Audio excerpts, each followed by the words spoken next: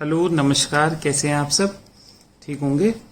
चलिए, मैं 20 जून 2020 का करंट अफेयर लेके आया हूं आपके बीच में। चलिए डिस्कस करते हैं कुछ महत्वपूर्ण घटनाओं पर। आ जाइए मेरे साथ। नंबर 1 कह रहा, देश में ग्रामीण क्षेत्रों में आजीविका के अवसरों को बढ़ावा देने के लिए नरेंद्र मोदी कब गरीब कल्याण रोजगार अभियान लॉन्च करेंगे? क्वेश्चन है ये कि प्रधानमंत्री गरीब कल्याण रोजगार अभियान कब लॉन्च करेंगे? तो प्रधानमंत्री ने गरीब कल्याण रोजगार अभियान लॉन्च कर दिया है। 20 जून 2020 को ये लॉन्च हुआ है, यानी आज ही के दिन 50,000 करोड़ का ये प्रोजेक्ट है पूरा का पूरा। उद्देश्य क्या है? उद्देश्य है स्वरोजगार को बढ़ावा देना, रोजगार के अवसर सर्जित करना। देखिए, बिहार का तेलिहार गांव है जहां से ये अभियान की शुरुआत की गई है। ठीक हो गई बात। क्या है, आप जानते हैं कोविड-19 की वजह से श्रमिकों का बड़ी संख्या में अपने घर की तरफ को वापसी हो रही है। अब श्रमिकों का घर की तरफ वापसी हो गई है और ज्यादातर राज्य सरकारें ये चाहती हैं कि उन्हें अपने घर के ही क्षेत्रों में रोजगार मिले। तो इसी उद्देश्य को ध्यान में रखते हुए ये रोजगार अभियान शुरू किया गया, गरीब कल्याण रोजगार अभियान। उद्देश्य क्या है? उद्देश्य श्रमिक के श्रम से श्रमिक के क्षेत्र का विकास करना ही इसका मुख्य उद्देश्य है। चलिए नेक्स्ट क्वेश्चन पे आ रहा हूं मैं, आ जाइए आप मेरे साथ। कह रहा, संयुक्त राष्ट्र परिषद में अस्थायी सदस्य के रूप में भारत कब से 15 देशों वाली परिषद के अध्यक्ष की जिम्मेदारी निभाएगा?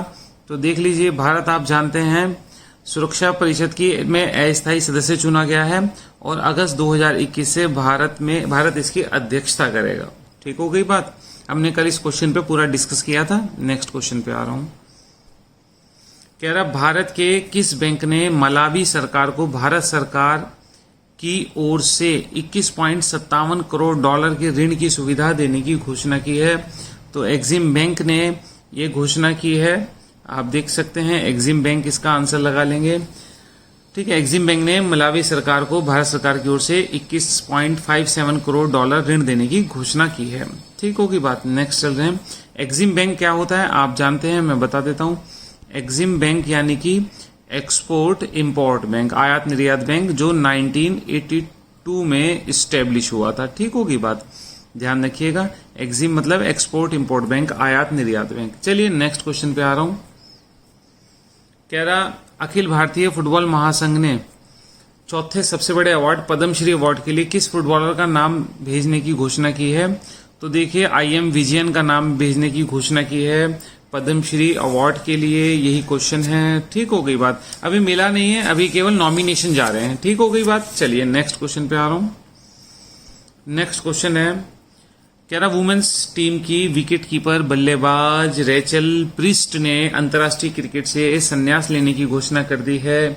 तो किस क्रिकेट टीम से उनका संबंध था? उनका संबंध न्यूजीलैंड वुमेन्स टीम से संबंध था। रेचल प्रिस्ट ने अंतर्राष्ट्रीय क्रिकेट से क्या करा? संन्यास की घोषणा कर दी है। चलिए नेक्स्ट क्वेश्चन पे आ रहा हूं। कह रहा, चीन ने खूनी झड़प के दौरान हिरासत में लिए गए 10 भारतीय सैनिकों को 3 दिन बाद रिहा कर दिया है। कह रहा, उसमें से कितने ऑफिसर थे? तो ये इसका आंसर माना गया है 4। लेकिन देखिए, अभी भारत सरकार ने इसका कोई ऑथेंटिकेशन नहीं किया है कि हमारे 10 लोग कैद थे।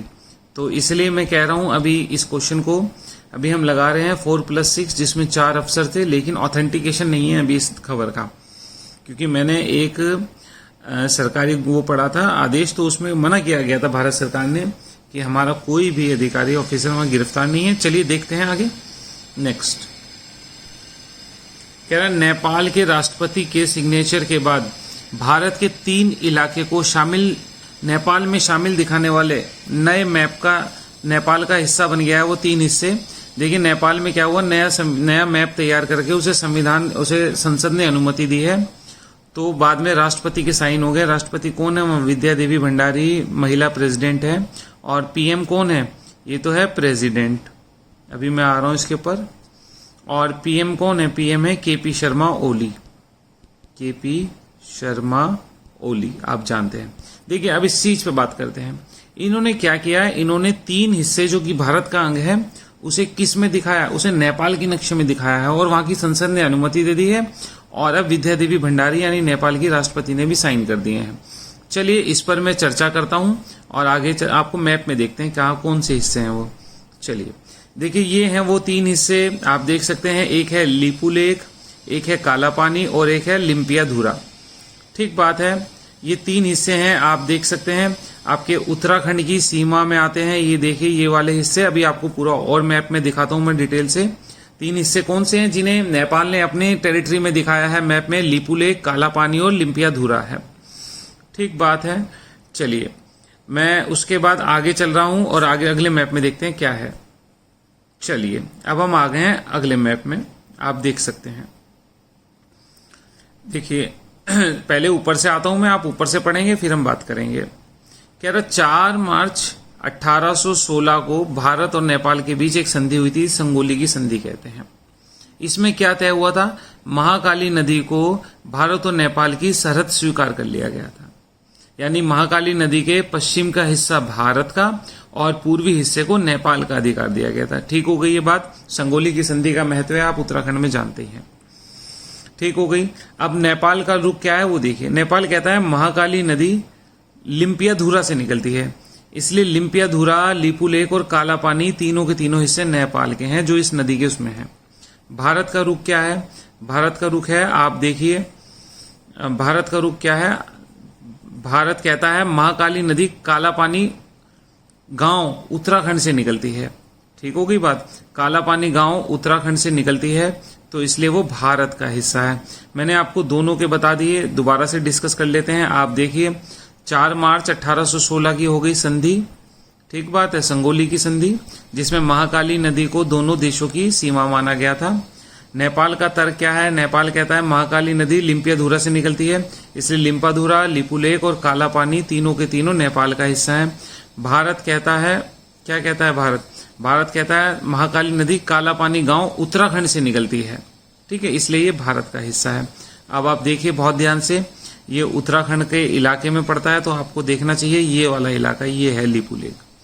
ठीक है, काला पानी, लिपुलेख, लिम्पियाधुरा। अगले मैप में मैं आपको और बारीक से दिखाता हूं, आ जाइए आप मेरे साथ, हम चलते हैं नेक्स्ट मैप में। देखिए अब आप अच्छे से समझ पाएंगे इसे, फिर हम देखते हैं क्या है। ये देखिए ये नेपाल का हिस्सा है, ये वाला हिस्सा है, ये है आपका लिपुलेख।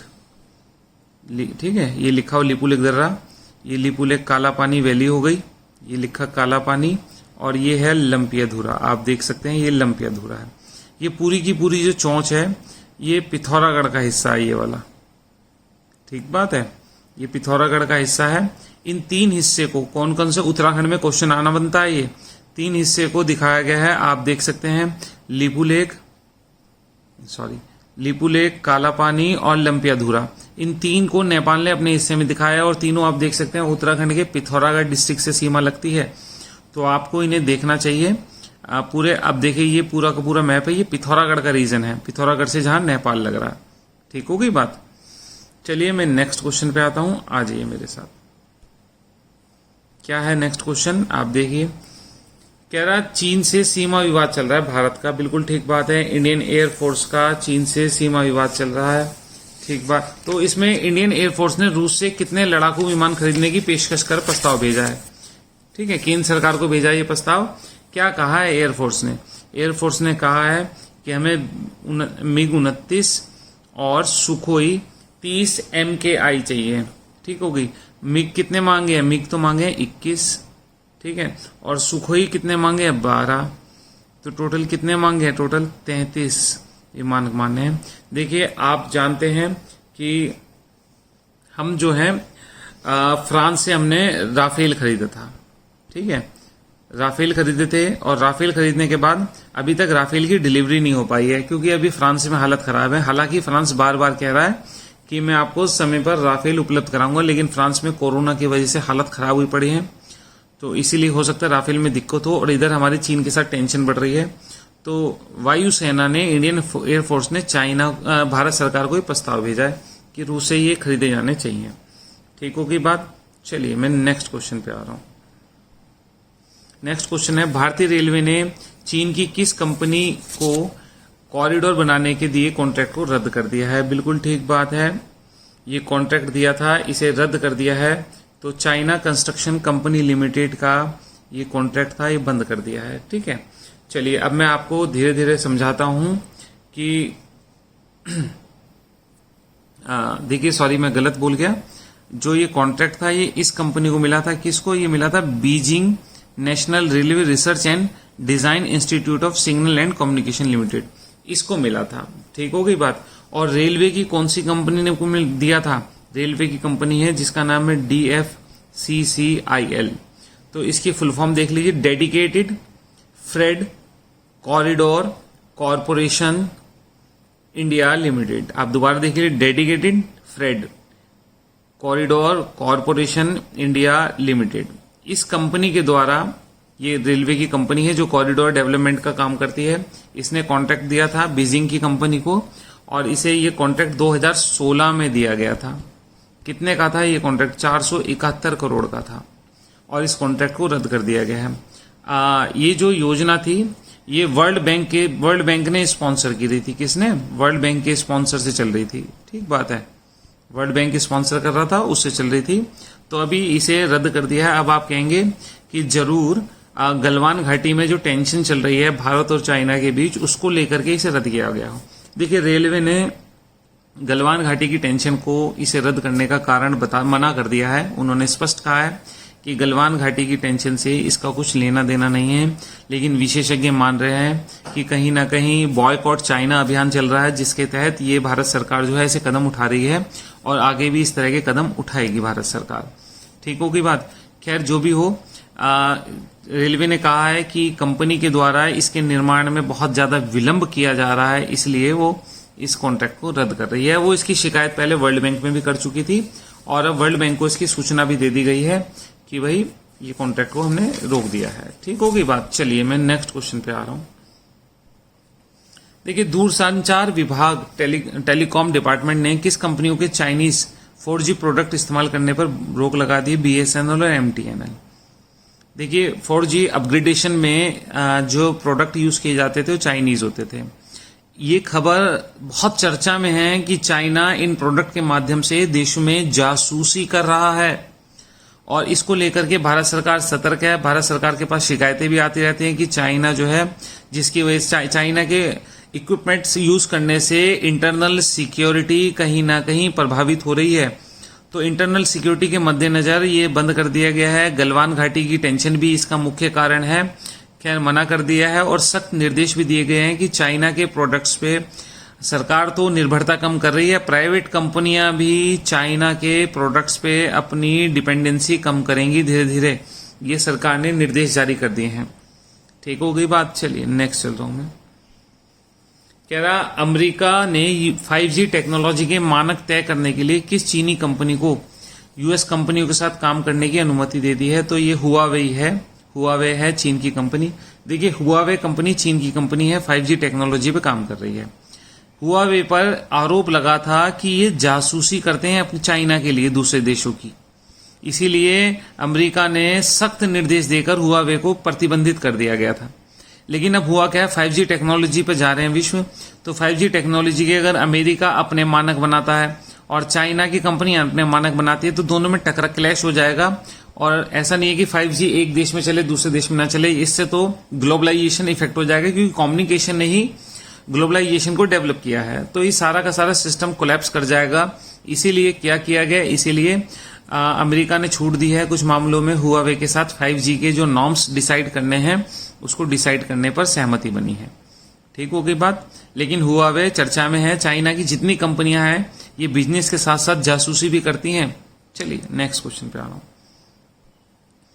कह रहा, कोविड-19 की वजह से सुप्रीम कोर्ट ने विश्व प्रसिद्ध श्री जगन्नाथ जी की रथ यात्रा को रोक लगा दी है। बिल्कुल ठीक बात है। कह रहा है, यात्रा उड़ीसा के किस जिले में निकलती थी? उड़ीसा के पुरी जिले में निकलती थी ये रथ यात्रा, और इसके ऊपर सुप्रीम कोर्ट ने रोक लगा दी है। जस्टिस बोबड़े ने क्या कहा है वो मैं आपको बता देता हूं। देखिए, ये रथ यात्रा 23 जून 2020 को होनी थी। ठीक बात है। देखिए, आषाढ़ का महीना शुरू हो जाएगा कल से। आषाढ़ के महीने के द्वितीय यानी सेकंड डे को ये यात्रा निकलती है। नंबर 1 बात। नंबर 2 बात अगर मैं बात करूं तो जगन्नाथपुरी की जो रथ यात्रा है ये किन किन की होती है? एक तो भगवान जगन्नाथ की होती है, ठीक बात है, एक उनके भाई बलराम होते हैं, ठीक है, और एक बहन सुभद्रा होती है, ठीक बात है। इन 3 की यात्रा निकलती है, नंबर 1, नंबर 2, नंबर 3 की निकलती है, बिल्कुल ठीक बात है। ये तीनों अलग अलग रथों पर सवार होकर कहाँ जाते हैं? देखिए ये अलग अलग रथों पर सवार होकर श्री गुड़ीचा मंदिर की तरफ जाते हैं। कौन से मंदिर की बात? गुड़ीचा मंदिर है जहां पर ये यात्रा जाती है, ठीक हो गई बात। कितने दिन तक चलती है ये यात्रा? ये यात्रा 9 दिन तक चलती है, ठीक हो गई बात। 9 दिन तक चलने वाली यात्रा है। भगवान जगन्नाथ जिस रथ में बैठते हैं उस रथ को क्या कहते हैं? उस रथ को कहते हैं ताल ध्वज। ताल ध्वज है उस रथ का नाम, ठीक बात है। भगवान बलराम जिस रथ में बैठते हैं उस रथ का नाम क्या है? उस रथ का नाम है गरुड़ ध्वज। और सुभद्रा जी जिस रथ में बैठती है उस रथ का नाम क्या है? पद्म रथ। पद्म रथ, ठीक हो गई बात। पद्म ऐसे लिखा जाएगा, रथ, ठीक हो गई बात। दय में पद्म रथ, ठीक हो गई बात, ठीक है। लगभग 10 लाख लोग इसमें आते हैं, रथ खींचते हैं, तो पूरा पूरा बड़ा उत्सव होता है, 9 दिन तक चलता है। तो जस्टिस बोबडे ने क्या कहा? जस्टिस बोबडे ने कहा अगर हम इजाजत दे देंगे ना तो भगवान जगन्नाथ हमें कभी माफ नहीं करेंगे, इसलिए हम इजाजत नहीं दे रहे। लोगों की सुरक्षा बहुत जरूरी है, कोरोना की वजह से ऐसा किया गया है। चलिए मैं नेक्स्ट क्वेश्चन पे आ रहा हूं, आप आ जाइए। नेक्स्ट क्वेश्चन क्या है? बीसीसीआई के justice Lokpal justice DK Jain का कार्यकाल बढ़ा दिया गया, बिल्कुल ठीक बात है। देखिए बीसीसीआई में पिछले साल लोकपाल बनाए गए थे जिनका नाम था डीके जैन, याद रखिएगा। तो अब उनका कार्यकाल 1 साल के लिए और बढ़ा दिया गया है, ठीक बात है। कोरोना की वजह से आप जानते हैं सुप्रीम कोर्ट के रिटायर्ड जज हैं। अब बात कर लेते हैं बीसीसीआई। बीसीसीआई के अध्यक्ष कौन है? सौरभ गांगुली अध्यक्ष हैं। हेडक्वार्टर कहाँ है बीसीसीआई का? हेडक्वार्टर मुंबई में है, ठीक होगी बात। चलिए नेक्स्ट क्वेश्चन पे आ रहा हूं, आ जाइए आप मेरे साथ। कह रहा एशियाई पैरा ओलंपिक्स होने हैं। पैरा ओलंपिक समिति द्वारा चौथे एशियाई पैरा ओलंपिक 2021 के लिए किस देश का चयन किया गया? बहरीन का चयन किया गया है, ठीक है। इसमें 20 साल से कम उम्र के 800 खिलाड़ी भाग लेंगे, ठीक है। बहरीन में होंगे चौथे एशियाई युवा पैरा ओलंपिक। युवा लिखा है, युवा का मतलब है 20 साल से कम वाले, लेस देन 20 ईयर, ठीक बात है, लेस देन 20 ईयर। तो 20 साल से कम उम्र के खिलाड़ी इसमें भाग लेंगे। बहरीन में होगा, ये कब होगा? 2021 में होगा। चलिए नेक्स्ट क्वेश्चन पे आ रहा हूं। चलिए देखिए पूरा हो गया आपका आज 20 जून 2020 का करंट अफेयर। आप पढ़ते रहिए, चीजों को समझिए, डिस्कस करिए, याद करिए, ठीक है। आराम से पढ़ते रहिए घर बैठ करके, टेंशन मत लीजिए। टेक केयर है।